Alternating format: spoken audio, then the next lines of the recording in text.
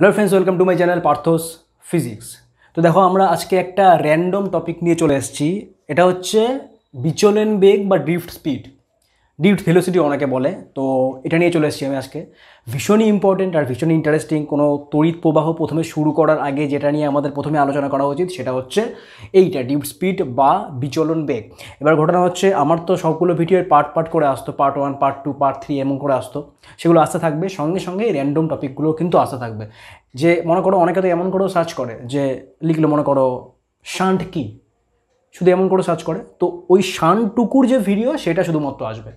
বা মনে করে কেউ সার্চ করলো যে প্যারালাল কম্বিনেশন অফ রেজিস্ট্যান্স বা সিরিজ কম্বিনেশন অফ রেজিস্ট্যান্স, তো শুধুমাত্র অতটুকুর যে ভিডিও সেটা আমার চ্যানেলে আসবে।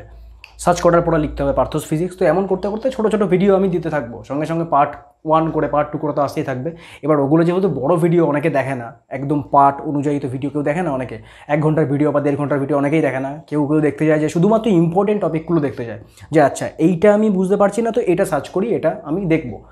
তো সেই জন্য আমার মনে হলো যে এইভাবে শুরু করা উচিত। আমার তো পার্ট করে আসতোই, তো আজকে শুরু করছি। সেটা হচ্ছে বিচলন বেগ। তো খুবই ইম্পর্টেন্ট জিনিস একটা এটা, বিচলন বেগ। এবার দেখো, তোমাদের বইতে অনেকে আমি দেখলাম আজকে ছায়া প্রকাশনীতে যেটা দেওয়া আছে সেটা হচ্ছে একটু অন্যরকম করে দেওয়া আছে, কিন্তু আসল যে জিনিসটা সেটা আমি আজকে পড়াচ্ছি। আমারটাই বোঝো, এবং যদি দরকার পড়ে তো আমারটাই এক্সাম হলে লেখো। যদি তোমাদের কোনো স্যাররা বলে যে বইয়েরটাই লিখতে হবে, তাহলে পরে তো আর কিছু বলারই নেই। কিন্তু আমারটাই বোঝো ঠিক মতন করে। আমি একটু অন্যরকম করে বোঝাবো, কিন্তু সহজভাবে বোঝাবো। আর এটাই হচ্ছে জেনুইন, মানে আমি যেটা বোঝাচ্ছি সেটা হচ্ছে জেনুইন বোঝানো।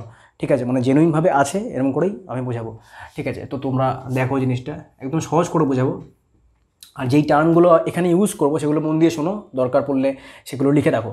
আচ্ছা দেখো, প্রথমে আমি বলে যাচ্ছি যে এটার শুরু কোত্থেকে হচ্ছে, বা এই যে বিচলন বেগ, আমি মনে হয় যত সম্ভব বলেছিলাম বিচলন বেগ সম্পর্কে, কিন্তু ডিটেলসে কিন্তু বলিনি।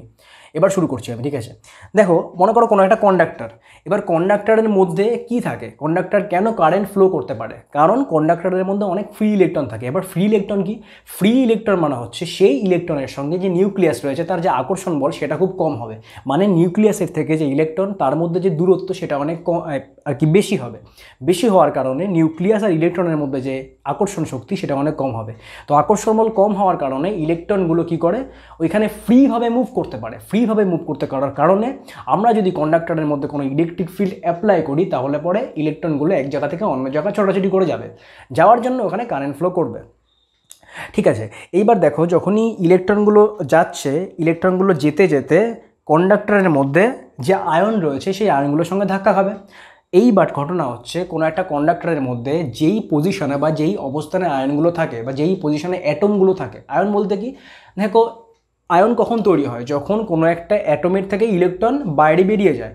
এবার মনে করো কোনো একটা অ্যাটম রয়েছে এবং অ্যাটমের নিউক্লিয়াস রয়েছে, তো নিউক্লিয়াস থেকে কোনো একটা ইলেকট্রন ফ্রিভাবে বা মুক্তভাবে কন্ডাক্টরের মধ্যে ছোটাছুটি করছে। তার মানে সেই ইলেকট্রনটা নিউক্লিয়াসের থেকে বা অ্যাটমের থেকে বেরিয়ে গেছে। বেরিয়ে যাওয়ার জন্য ওই যে অ্যাটমটা আয়নে পরিণত হয়েছে। এবার অ্যাটমগুলোর যে পজিশন, অ্যাটমগুলো বা আয়নগুলোর একটা নির্দিষ্ট পজিশন আছে। এই যে পজিশনটা, এদেরকে বলা হয় ল্যাটিস। মনে করো একটা কন্ডাক্টর আমি দেখাচ্ছি এমনি, মানে কন্ডাক্টরের একটা এমনি একটা ডায়াগ্রাম দেখাচ্ছি। মনে করো এটা একটা কন্ডাক্টরের পার্ট। তো এই পার্টের মধ্যে কি থাকে, এই পার্টের মধ্যে নির্দিষ্টভাবে আয়নগুলো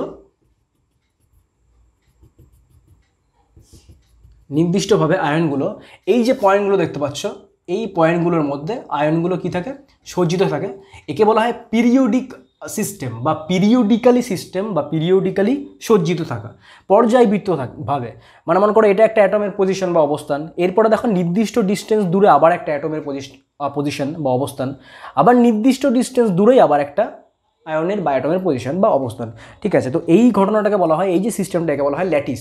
ঠিক আছে, এবার ধরো যখনই কন্ডাক্টরের মধ্যে ইলেকট্রনগুলো মুভ করবে, মানে ফ্রি ইলেকট্রনগুলো চলাচল করবে, তখনই এই ল্যাটিসের এই যে অ্যাটমগুলো রয়েছে বা এই যে আয়নগুলো রয়েছে তাদের সঙ্গে কী করবে, সংঘর্ষ করবে বা কলিশন হবে।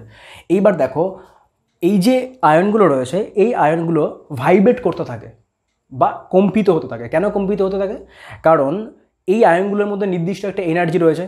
একটা কন্ডাক্টর যখনই ঘরের উষ্ণতা থাকবে, ঘরের উষ্ণতা থাকা মানে কি, তার মধ্যে কিছুটা হলেও তাপশক্তি আছে। এই তাপশক্তির জন্য যখনই সেই তাপশক্তিটা এই আয়নের মধ্যে চলে যাবে, তখন আয়নগুলো ভাইব্রেট করতে থাকবে এবং তাপশক্তির পরিমাণ যত বাড়বে ভাইব্রেটের পরিমাণ তত বাড়বে। মানে টেম্পারেচার বা তাপমাত্রা যত বাড়বে ঘরে, তত কন্ডাক্টরের ভেতরে থাকা যে অ্যাটমগুলো রয়েছে বা যে আয়নগুলো রয়েছে, আয়নই বলছি, অ্যাটম বলছি না, আয়নই বলছি, যে আয়নগুলো রয়েছে, আয়নগুলো নির্দিষ্ট একটা অবস্থান থেকে ওপর নিচে, প্রথমে উপরে যাবে, তারপর এই অবস্থান থেকেই নিচে নামবে। তার মানে এই অবস্থানের সাপেক্ষে বা এই পয়েন্টের সাপেক্ষে আয়নগুলো ওপর নিচে এরকম ভাইব্রেট করতে থাকবে এবং যত টেম্পারেচার বাড়বে বা যত উষ্ণতা বাড়বে তত ভাইব্রেটের যে পরিমাণ বা কম্পনের যে পরিমাণ সেটা আস্তে আস্তে বাড়তে থাকবে। ঠিক আছে, এইবার দেখো, এবার এগুলো আস্তে আস্তে কম্পিত হচ্ছে। এবার ইলেকট্রনগুলো যখনই মুভ করবে বা ফ্রি ইলেকট্রনগুলো যখনই একটা জায়গা থেকে অন্য জায়গায় চলাচলের চেষ্টা করবে, তখনই এই আয়নগুলোর সঙ্গে সংঘর্ষ করবে। তো সংঘর্ষ ঘটার জন্য এই যে ইলেকট্রনগুলো রয়েছে, ইলেকট্রনগুলোর যে স্পিড বা ইলেকট্রনগুলোর যে গতির যে দিক সেটা আস্তে আস্তে পরিবর্তন হতে থাকবে, যাকে আমরা বলছি র্যান্ডম ডিরেকশন। ঠিক আছে, ইংলিশেই লিখলাম, ইংলিশে বুঝতে পারবে তোমরা। র্যান্ডম মানে বুঝতে পারছো, র্যান্ডম ডিরেকশন। এবার র্যান্ডম ডিরেকশন মানে কি? র্যান্ডম মানে কি? র্যান্ডম মানে এদিক ওদিক ছোটাছুটি করা। একটা ইলেকট্রন মনে করো, একটা ইলেকট্রন যেতে যেতে যেতে যেতে হট করে একটা আয়নের সঙ্গে সংঘর্ষ ঘটলো। সংঘর্ষ ঘটার পর হট করে এর গতিবেগ বা গতিপথ পাল্টে গেল। তাহলে কী হবে? প্রতি মুহূর্তে একটা করে আয়নের সঙ্গে সংঘর্ষ হবে। সংঘর্ষ হওয়ার পর হট হট করে এর যে গতিপথ সেটা পাল্টে যাবে, সঙ্গে সঙ্গে এর যে আর কি বেগ সেটাও অনেক সময় পাল্টে যাবে।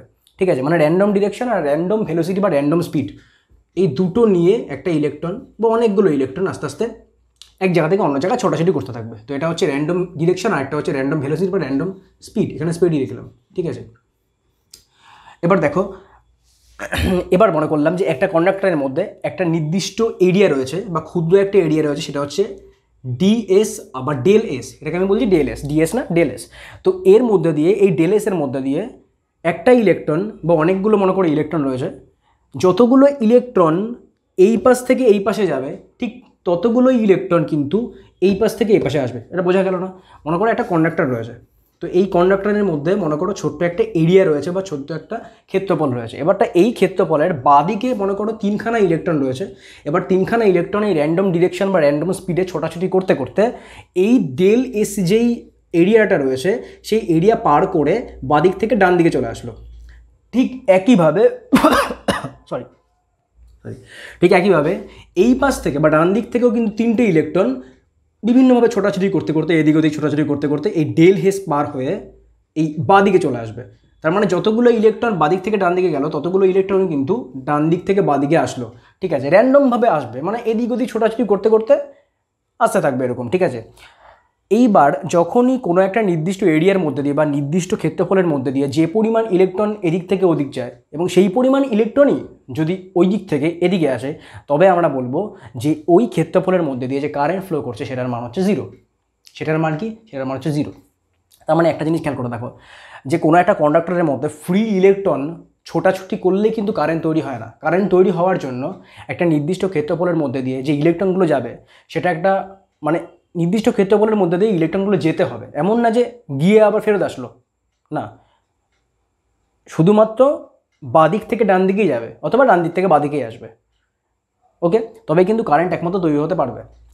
ওকে, তো এবার দেখো, এবার ঘটনা হচ্ছে যখনই এই কন্ডাক্টরের মধ্যে, আচ্ছা প্রথমে দেখিয়ে নিই যে কন্ডাক্টরের মধ্যে যে ইলেকট্রন যে ফ্লো করছে তার যে ডিরেকশন সেটা কেমন হবে। তো দেখো, এখানে যেহেতু ইলেকট্রনগুলো র্যান্ডমলি ছোটাছুটি করছে বা র্যান্ডম ডিরেকশনে ছোটাছুটি করছে, তো ইলেকট্রনগুলো কী করবে? মনে করো এখানে একটা ইলেকট্রন রয়েছে, তো এই ইলেকট্রনটা কী করবে? প্রথমে এদিক গেল, এখানে ঠক্কর খেলো, আবার চলে আসলো, আবার এখানে গেল, আবার এখানে গেল, এই এই এই এই এই করতে করতে করতে করতে করতে করতে করতে করতে আবার এখানে আসলো। ঠিক আছে, তো র্যান্ডমলি ছোটাছুটি করছে। ঠিক আছে, যখন ইলেকট্রন ফিল্ড নেই, মানে ইলেকট্রিক ফিল্ড নেই, তার মানে এখানে লিখে দিই ইলেকট্রিক ফিল্ড মানে ই ইকুয়াল টু জিরো, তখন এই ঘটনা ঘটছে। এইবার মনে করো কোনো একটা কন্ডাক্টরের মধ্যে আমি ইলেকট্রিক ফিল্ড অ্যাপ্লাই করলাম। ঠিক আছে, কোনো একটা কন্ডাক্টরের মধ্যে দিয়ে আমি ইলেকট্রিক ফিল্ড অ্যাপ্লাই করলাম, তাহলে আবার কী হবে? দেখো, কোনো একটা কন্ডাক্টরের মধ্যে আমি যদি ইলেকট্রিক ফিল্ড অ্যাপ্লাই করি, সরি আমি রুমালটা নিয়ে আসতে ভুলে গেছি।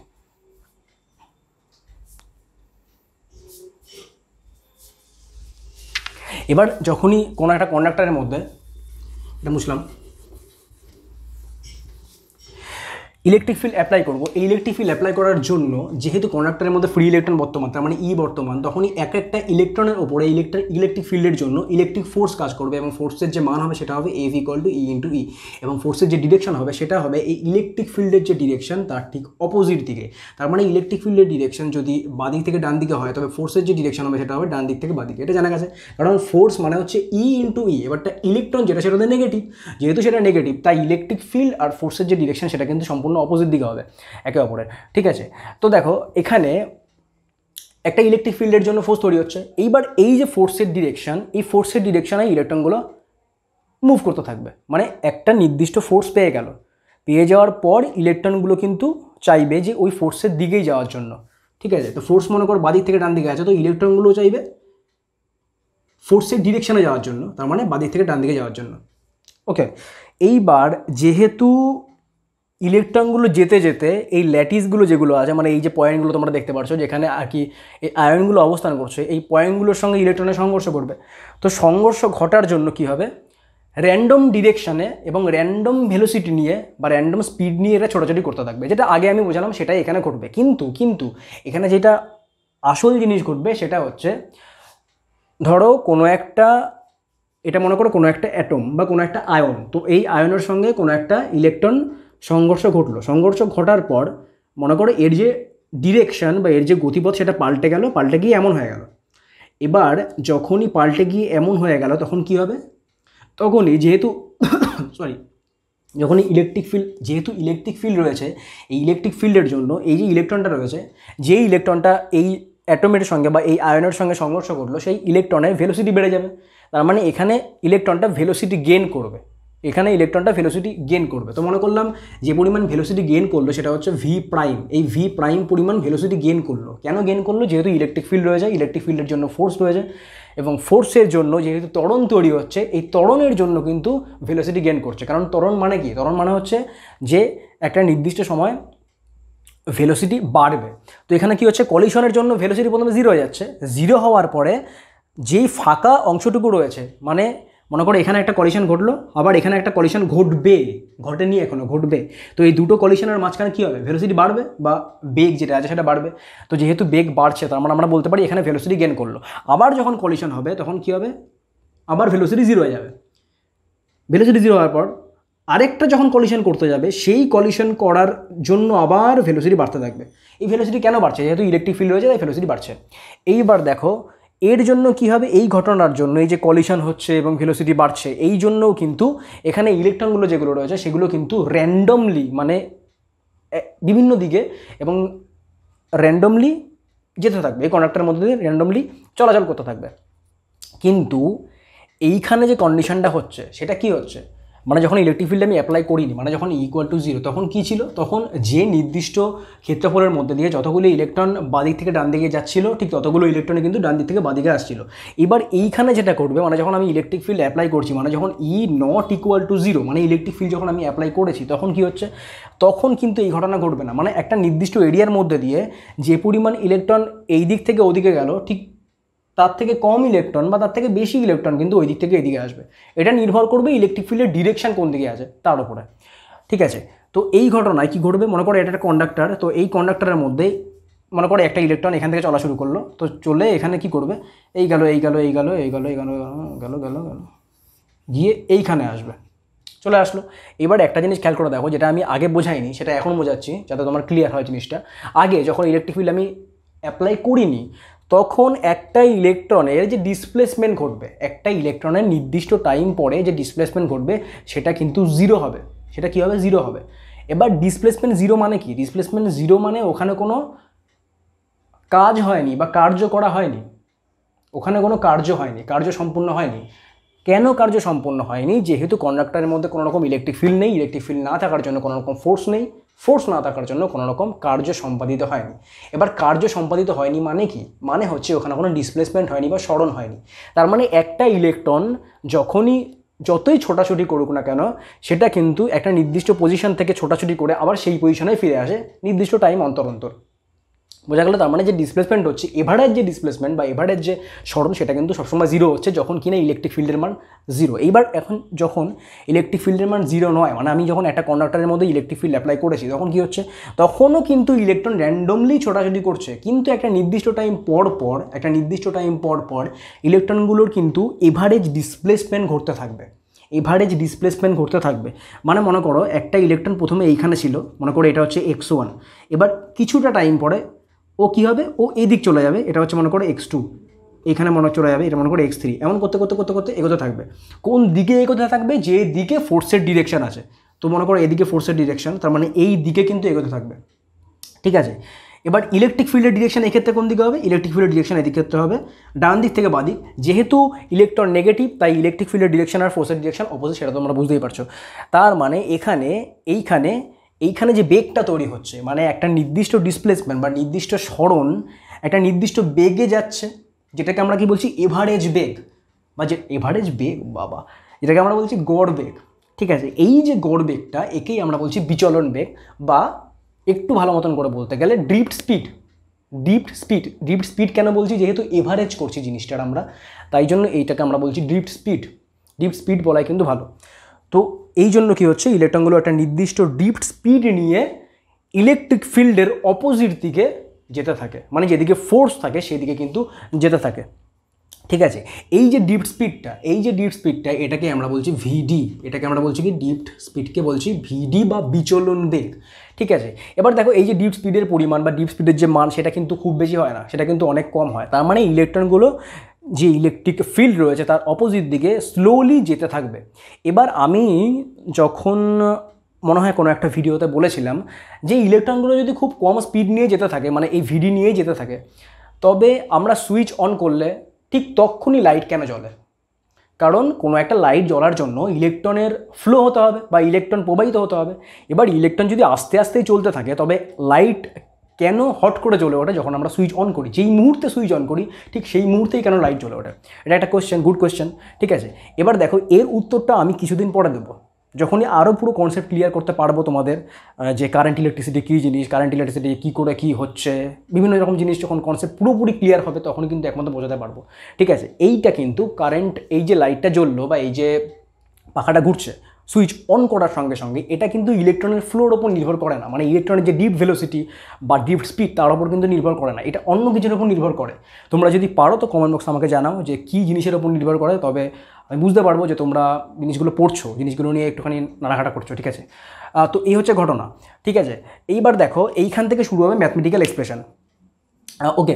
তো দেখো আমি মনে করছি যে যখন আমি ইলেকট্রিক ফিল্ড অ্যাপ্লাই করছি, যখন ইলেকট্রিক ফিল্ডের মান যখন নট ইকুয়াল টু জিরো, মানে আমি যখন ইলেকট্রিক ফিল্ড অ্যাপ্লাই করেছি, তখন টি সময়ে একটা ইলেকট্রনের যে এভারেজ ডিসপ্লেসমেন্ট ঘটলো, সেটা হচ্ছে আমি ধরে নিলাম এল পরিমাণ ডিসপ্লেসমেন্ট ঘটলো, ঠিক আছে।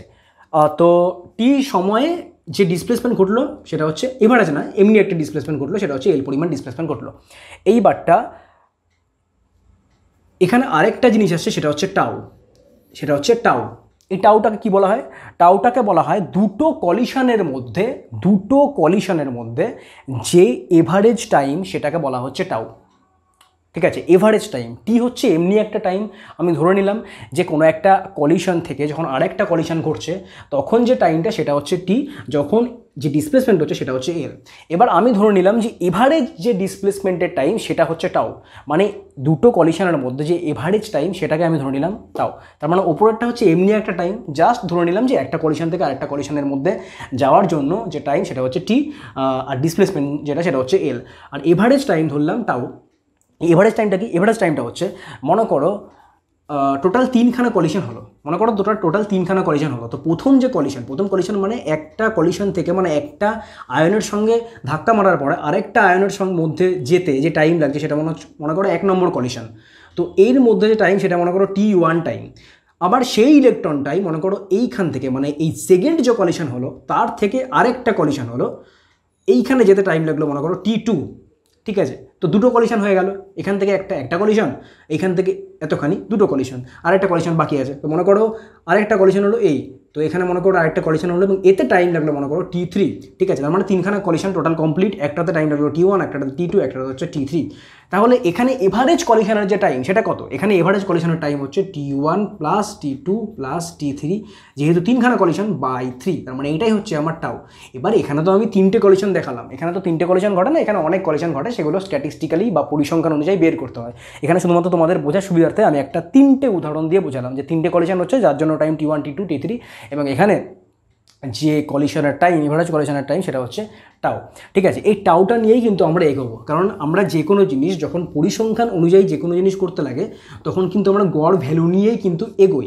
ঠিক আছে, বেশিরভাগ ক্ষেত্রে গড় ভ্যালু নিয়েই কিন্তু এগোই। তা এখানে আমরা এগোবো এই টাউটা নিয়ে। টাউটাকে আমরা বলছি যে দুটো কলিশনের মধ্যে, দুটো সাকসেসিভ কলিশন মানে পর কলিশন, একটা কলিশন ঘটলো তারপরে আরেকটা কলিশন, এই দুটো কলিশনের মাঝখানে যে টাইম, এভারেজ টাইম, সেটা হচ্ছে এই টাউ।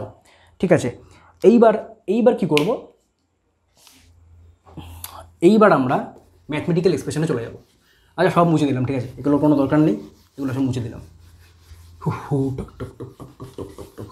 আচ্ছা, যদি স্পিড মনে হয় পড়ানো তো তোমরা প্লিজ স্লো করে তারপর দেখো, সবই তো অপশন পেয়ে যাবে, তোমরা স্লো করে দেখো। আচ্ছা আচ্ছা আচ্ছা আচ্ছা আচ্ছা আচ্ছা তো আমি মনে করলাম যে এভারেজ ডিসপ্লেসমেন্ট, সেটার মান মনে করলাম ক্যাপিটাল এল, কারণ আগে তো আমি শুধু একটা স্মল এল ধরে নিয়েছিলাম। তো এভারেজ ডিসপ্লেসমেন্ট মনে করলাম ক্যাপিটাল এল, মানে একটা কলিশন থেকে আরেকটা কলিশনে যাওয়ার জন্য যে এভারেজ ডিসপ্লেসমেন্ট সেটা হচ্ছে ক্যাপিটাল এল। এবং টাইম কত? টাইম হচ্ছে টাউ। ঠিক আছে, টাইম কত লাগছে? টাইম হচ্ছে টাউ। এইবারটা মনে করলাম যে ইলেকট্রিক ফিল্ডের মান ক্যাপিটাল ই, আর ইলেকট্রনের মান মনে করছি স্মল ই, আর ইলেকট্রনের যে মাস বা ভর সেটা মনে করলাম স্মল এম, এই 5টা নিয়ে বা আরও যদি প্রয়োজন হয় তো সেগুলো নিয়ে আমরা এগোবো ম্যাথমেটিক্যাল এক্সপ্রেশনে। ঠিক আছে, এবার দেখো এই যে এল এর মানটা, সেটাকে আমরা কি লিখতে পারবো? এল মানে কি? এর মানে হচ্ছে ডিসপ্লেসমেন্ট ইকুয়াল টু কি লিখতে পারি? ডিসপ্লেসমেন্ট ইকুয়াল টু লিখতে পারি ut plus half F T square. এটাই তো ডিসপ্লেসমেন্ট। এবার দেখো এখানে ইউ কত হবে? ইউ হবে 0, কারণ যেই মুহূর্তে কলিশন ঘটলো সেই মুহূর্তে ইলেকট্রনের স্পিড 0 হয়ে গেল।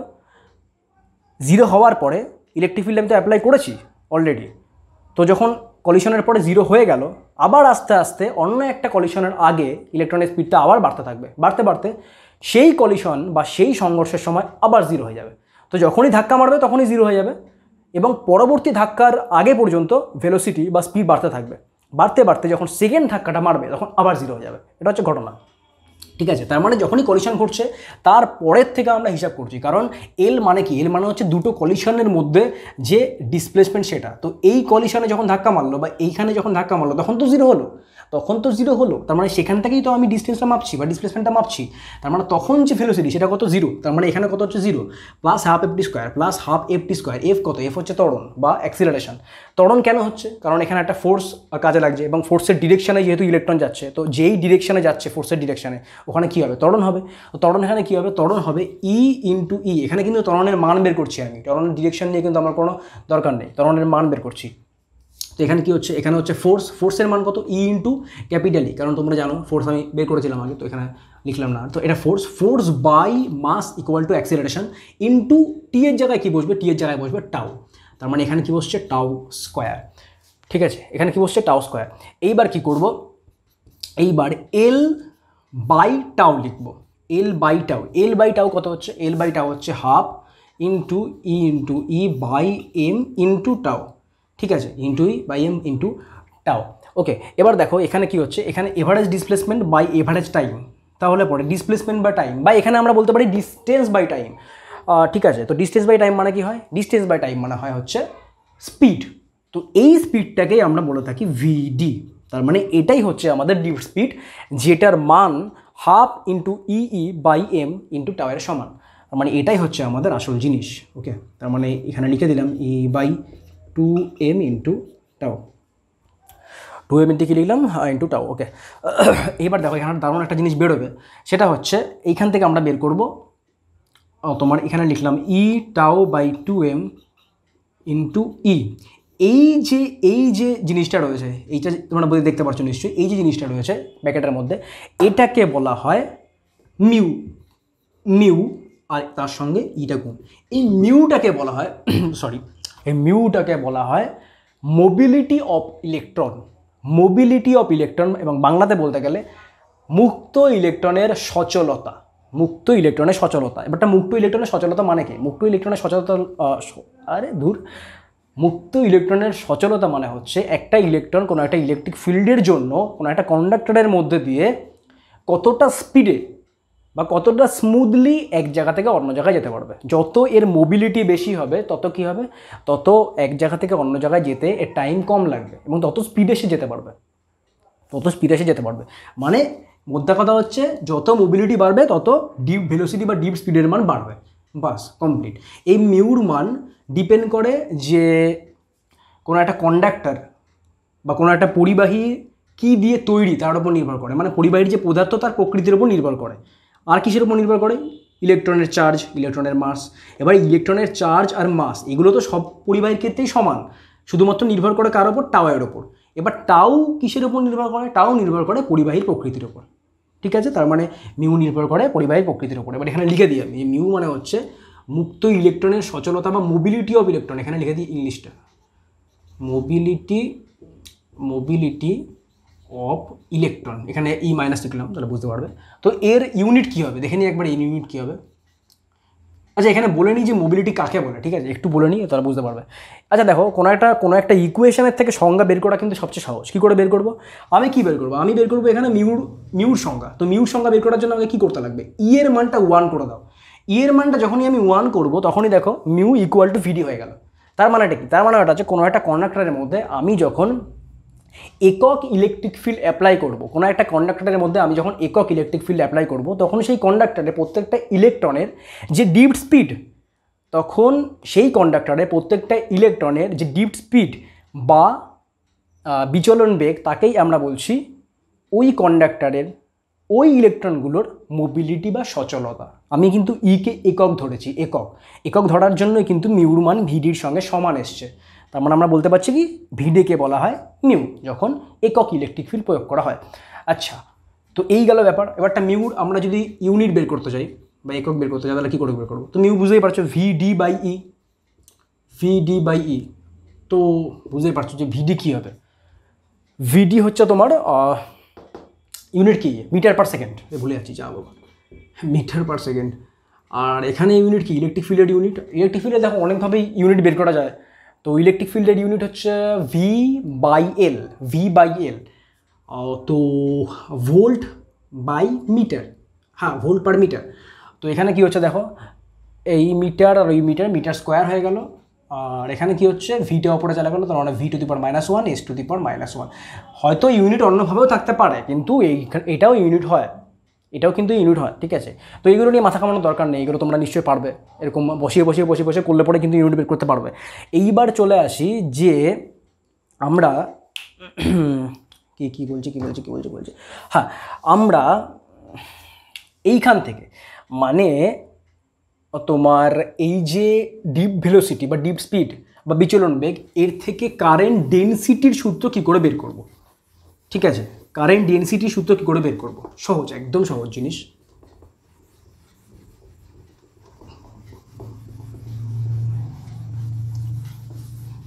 আমার জন্য তো সূত্র মনে থাকে না। আচ্ছা, আমরা কী বের করলাম? ডিপ ভেলোসিটির মান। দেখো ডিপ ভেলোসিটির মান এইমাত্র বের করলাম, আবার এইমাত্র ভুলে গেলাম। বাবা কী সুন্দর, ওয়াও, ওয়াও। ওকে।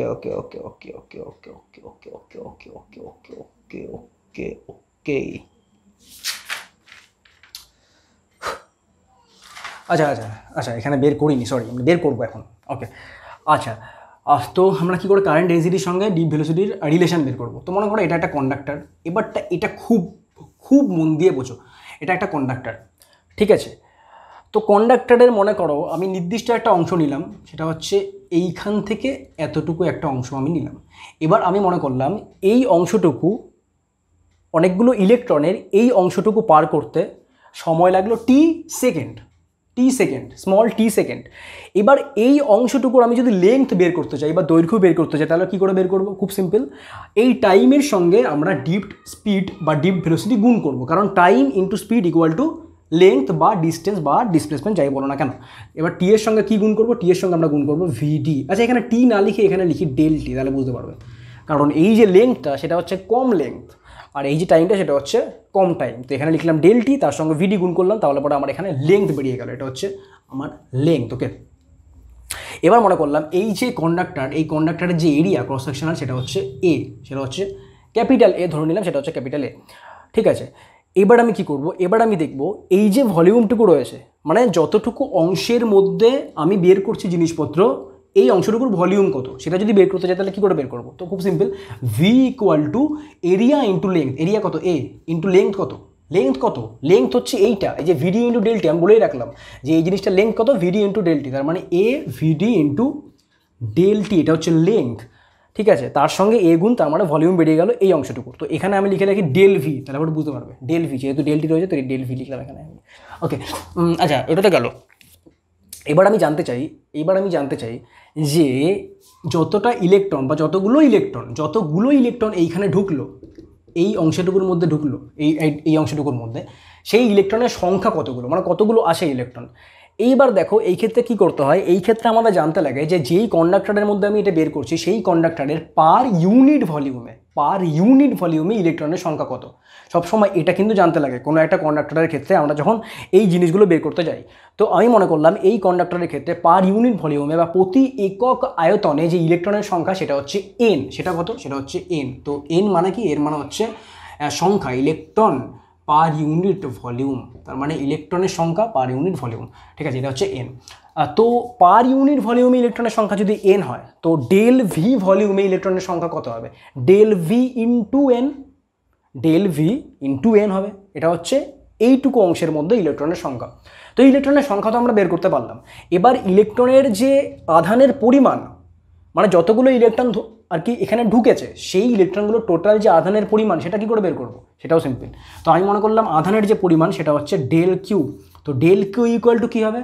যতগুলো ইলেকট্রন ঢুকলো তার সঙ্গে ইলেকট্রনের যে চার্জ মানে ই, সেটা আমাকে গুণ করতে হবে। কেন? কারণ একটা ইলেকট্রনের চার্জ হলো একটাই, তার মানে যতগুলো ইলেকট্রন ঢুকলো ততগুলো ইলেকট্রনের চার্জ কত হবে? সেইটা ইন্টু ই। তো সেটা যতগুলো ঢুকলো সেটার মান কত হবে? সেটার মান হবে এন, এই যে স্মল এন ইন্টু এ ইন্টু ভিডি ইন্টু ডেল টি। এটা হচ্ছে ইলেকট্রনের সংখ্যা বেরোলো, সংখ্যা, এর সঙ্গে আমাকে ই গুণ করতে হবে আধান বের করার জন্য টোটাল। তো এবার বুঝতে পারলাম জিনিসটা, এবার ক্লিয়ার হলো জিনিসটা। এইবার কি করব, এখানে আমি del Q by del T করবো। তো del Q by del T করলে পরে কী বেরোবে? দেখো এখানে বেরোবে এন এ ই ভিডি, তাই তো বেরোলো? হ্যাঁ একদমই ঠিক আছে। তো এখানে বেরোলো del Q by del T. এইবার এই যে del Q by del T মানে আধান বাই সময়, এটাকে আমরা কি বলি? এটাকে আমরা বলি কারেন্ট, যেটাকে আমরা লিখছি আই দিয়ে, স্মল আই দিয়ে লিখছি। ঠিক আছে, এবারটা দেখো এখানে কারেন্ট বেরিয়ে গেল। কী বেরোলো? কারেন্ট ইকুয়াল টু বেরোলো এন এ ই ইন্টু ভিডি। এইবার আমরা যদি কারেন্ট বাই এরিয়া করি, মানে আই বাই এ করি, তাহলে পরে কী বেরোবে? তাহলে পরে বেরোবে এন ই ভিডি। এই আই বাই এ যেটা লিখলাম সেটাই হচ্ছে কারেন্ট ডেনসিটি, মানে যেটাকে আমরা বলছি জে হিসাবে। এটাকে আমরা কী বলছি? জে। এই জেই হচ্ছে কারেন্ট ডেনসিটি। কেন কারেন্ট ডেনসিটি? কারণ কারেন্টকে আমরা এ দিয়ে ডিভাইড করলাম, মানে আমরা জানতে চাইছি যে প্রতি একক ক্ষেত্রফলের মধ্যে দিয়ে কী পরিমাণ কারেন্ট ফ্লো করছে, সেটা কত? সেটা হচ্ছে কারেন্ট ডেনসিটি, যেটাকে আমরা ডিনোট করছি জে দিয়ে, তার মানে J equal to N E V D. ঠিক আছে, তো এটা হচ্ছে জে এর মান কারেন্ট ডেনসিটির সঙ্গে ভিডির সম্পর্ক। ওকে বাবা কিছু বললাম। আচ্ছা, তো এবার কি করব? এইবার আমরা এটা তো বের করে ফেললাম, আমরা কি বের করলাম? মুক্ত ইলেকট্রনের সচলতা বের করলাম, মানে মোবিলিটি বের করলাম, তারপরে বের করলাম ড্রিফট স্পিড, তারপরে হচ্ছে এইটা বের করছি মানে ডেনসিটির সঙ্গে ভিডির কী সম্পর্ক। এর পরেরটা যেটা বের করব সেটা হচ্ছে আমরা এই ড্রিফট স্পিড থেকে এবং এই কারেন্ট ডেনসিটি থেকে কি করে ওহমের সূত্রে ঢুকবো, ওহমের সূত্রে এন্টার করব। এটাও মোস্ট ইম্পর্ট্যান্ট।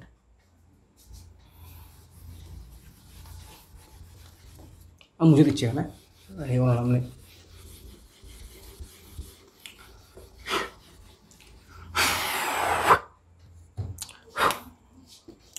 তো মনে করো যে একটা কন্ডাক্টর রয়েছে, এই কন্ডাক্টরের এরিয়া মনে করো, এই বাবা কন্ডাক্টর তো আগেই এঁকেছিলাম, তো আবার মাথা মাথা ঘুরিয়ে যাচ্ছে। আচ্ছা, এই কন্ডাক্টরের এরিয়া হচ্ছে এ এবং এর যে লেংথ সেটা হচ্ছে এল, স্মল এল ধরলাম। ঠিক আছে, এই কন্ডাক্টরের সঙ্গে আমি কী করেছি? কন্ডাক্টরের সঙ্গে আমি একটা ব্যাটারি আটকে দিয়েছি। ব্যাটারির যে ভোল্টেজ সেটা হচ্ছে ভি, এবার ব্যাটারি আটকানোর জন্য কী হবে? বুঝতেই পারছো, কারেন্ট ফ্লো করবে। কারেন্ট ফ্লো করবে মানে কি? ইলেকট্রনগুলো ফ্লো করবে, তার অপোজিট দিকে কারেন্টগুলো ফ্লো করবে। ইলেকট্রনগুলো ফ্লো করবে কোন দিক থেকে কোন দিকে? বুঝতেই পারছো, ইলেকট্রনগুলো ফ্লো করবে নেগেটিভ থেকে পজিটিভের দিকে, মানে ইলেকট্রনগুলো ফ্লো করবে এই দিকে, এটা হচ্ছে ইলেকট্রনের দিক। তো ইলেকট্রন এদিকে ফ্লো করার জন্য কারেন্ট ফ্লো করবে এইদিকে, এটা হচ্ছে আইয়ের দিক, স্মল আইয়ের দিক। তো মানে ইলেকট্রনগুলো ফ্লো করবে এইদিকেই হচ্ছে ইলেকট্রনগুলো ফ্লো করবে, ইলেকট্রন ইলেকট্রন ইলেকট্রন। ঠিক আছে, এইবার যেটা আমরা বের করেছিলাম যে জে ইকুয়াল টু NeVd, এটাই তো বের করেছিলাম আমরা, জে ইকুয়াল টু NeVd। আচ্ছা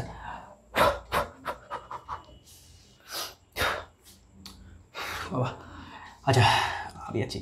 আচ্ছা এবার কী করবো আমরা, এই ভিডির মানটা লিখবো। ভিডির মানটা আগে আমরা বের করেছিলাম ইলেকট্রিক ফিল্ড দিয়ে, হ্যাঁ ইলেকট্রিক ফিল্ড দিয়ে বের করেছিলাম। আর তো কত বের করেছিলাম ভুলে গেছি আমি, মনে থাকে না এসব জিনিস। তো ভিডির মান বের করেছিলাম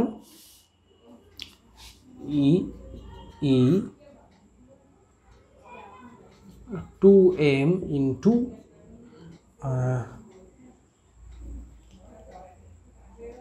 টাউ, বা এটাকে আমরা লিখতে পারি এইভাবে NE tau by 2m into E, এটাকে আমরা এইভাবে লিখতে পারি NE square tau by 2m into E. ঠিক আছে, তো আমরা কেন লিখলাম এটা দেখো, এইখানে ই বাদ দিয়ে যে অংশটা রয়েছে সেটাকে আমরা বলছি তোমার কি সিগমা, ভুলে যাচ্ছি নাম, কি অবস্থা। আচ্ছা এটাকে আমরা বলছি সিগমা। এই সিগমা এর সঙ্গে ই গুণ আছে যেইটা জে এর সঙ্গে সমান। এই সিগমাটাকে কি বলা হয়, এই সিগমাটাকে বলা হয় কন্ডাক্টিভিটি। কি বলা হয়, কন্ডাক্টিভিটি অফ মেটেরিয়াল অর পরিবাহিতাঙ্ক। কি বলা হয়, পরিবাহিতাঙ্ক। এই যে সিগমাটা লিখলাম আমি, এটাকে বলা হয় পরিবাহিতাঙ্ক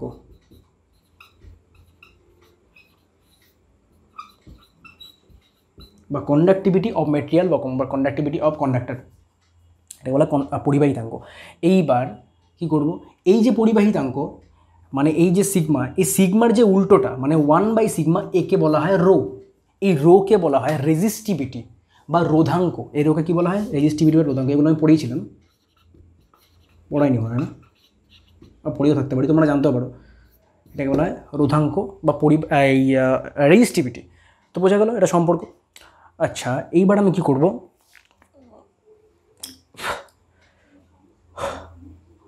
দেখো এইখানে জে মানে কি, এখানে জে মানে হচ্ছে I/A, আর এইটা মানে কি, এটা মানে হচ্ছে 1/ρ। কারণ সিগমা মানে হচ্ছে, কারণ 1/σ মানে রো, তার মানে শুধু সিগমা মানে হচ্ছে 1/ρ। এখানে লিখলাম 1/ρ ইন্টু ই হচ্ছে ইলেকট্রিক ফিল্ড। এবার দেখো এইখানে ইলেকট্রিক ফিল্ডের মান কী করে বের করবো এই কন্ডাক্টরের ক্ষেত্রে। তো কন্ডাক্টরের দুই পাশে যে ভোল্টেজ আমি অ্যাপ্লাই করেছি সেটা হচ্ছে ভি, এবং কন্ডাক্টরের যে লেন্থ সেটা হচ্ছে স্মল এল। তার মানে ই ইকুয়াল টু কি লিখতে পারি, লিখতে পারি V/L। এটা তোমরা নিশ্চয়ই জানো যে ইলেকট্রিক ফিল্ডের সঙ্গে ভোল্টেজের সম্পর্ক হচ্ছে ইকুয়াল টু V/L। তো এখানে লিখলাম ই এর মান কত, V/L। তো এখানে লিখছি V/L। ঠিক আছে, V/L। ওকে, তো এবার চলে আসি, আমি কি করছি, ভি ইকুয়াল টু লিখছি। তো ভি ইকুয়াল টু লিখলে পরে কত হচ্ছে দেখো, ভি ইকুয়াল টু লিখলে পরে হচ্ছে rho into L/A into I, তাই তো হচ্ছে V equal to rho L/A into I, তাই হচ্ছে। এইবার আমরা জানি ওহমের সূত্র অনুযায়ী আমরা জানি যে V equal to I into R. তো এখানে একটা জিনিস খেয়াল করে দেখো, এখানে আমরা কি পাচ্ছি, এখানে আমরা পাচ্ছি V equal to rho into L/A into I, আবার এখানেও V equal to I into R. তার মানে এই যে আরটা রয়েছে এই আরটার সঙ্গে এইটা সমান, তার মানে আমরা এখানে লিখতে পারি আই ইন্টু আর। তাহলে বুঝতে পারলে যে কী করে কারেন্ট ডেনসিটি, পরিবাহিতাঙ্ক বা ডিউট ভেলোসিটি বা ডিউট স্পিড এগুলোকে ইউজ করে আমরা ওহমের সূত্রে আসলাম। ওহমের সূত্র কিন্তু এইভাবে কিন্তু আসতে লাগে, অ্যাকচুয়ালি কিন্তু নিয়ম কিন্তু এটাই। ওহম কিন্তু এইভাবেই এসেছিলেন, পরীক্ষা করে এসেছিলেন, মানে পরীক্ষা এক্সপেরিমেন্ট করেছিলেন এবং ম্যাথমেটিক্যাল এক্সপ্রেশন দিয়েও আস্তে আস্তে কিন্তু এখানে পৌঁছেছিলেন। তো এটাই হচ্ছে বিচরণ বেগ। এগুলোর মতো অনেক অঙ্ক রয়েছে, অঙ্ক আমি করাবো একদিন পুরো, তার আগে নোটিফিকেশান দিয়ে দেবো। হয়তো কমিউনিটি ট্যাবে তোমরা দেখতে পারবে নোটিফিকেশান, অথবা ফেসবুক গ্রুপ রয়েছে সেখানে তোমরা চেক করতে পারবে, অথবা ফেসবুক পেজ রয়েছে সেখানে তোমরা চেক করতে পারবে। তো এই হচ্ছে ঘটনা, ডিউট স্পিডের ঘটনা। তো পুরো ভিডিওটা দেখার জন্য তোমাদের সকলকে থ্যাংক ইউ সো মাচ। আরেকটা কথা, সেটা হচ্ছে তোমাদের যদি বুঝতে অসুবিধা হয় কোনো জায়গায়, তাহলে পরে তোমরা প্লিজ কমেন্ট বক্সে জানাও যে এই জায়গায় দাদা আমার এই জায়গায় বুঝতে অসুবিধা হচ্ছে। তুমি প্লিজ এটার ওপর একটা টপিক বানাও, বা এই ধরনের এরকম আরও অনেক ভিডিও তোমরা সাজেস্ট করতে পারো যে কী কী টপিকের ওপর আমি ভিডিও বানাবো। কঠিন টপিক সাজেস্ট করতে পারো, এগুলো তোমাদের বুঝতে অসুবিধা হচ্ছে, আমি অবশ্যই ভিডিও বানাবো। এবং তোমরা প্লিজ শেয়ার করো, বন্ধুদের সঙ্গে ভিডিওগুলো। সাবস্ক্রাইব করতে বলছি না একদমই, সাবস্ক্রাইব তোমরা করবে জানি, ভালো লাগলে অবশ্যই করবে, শেয়ার করো। তো থ্যাংক ইউ সো মাচ।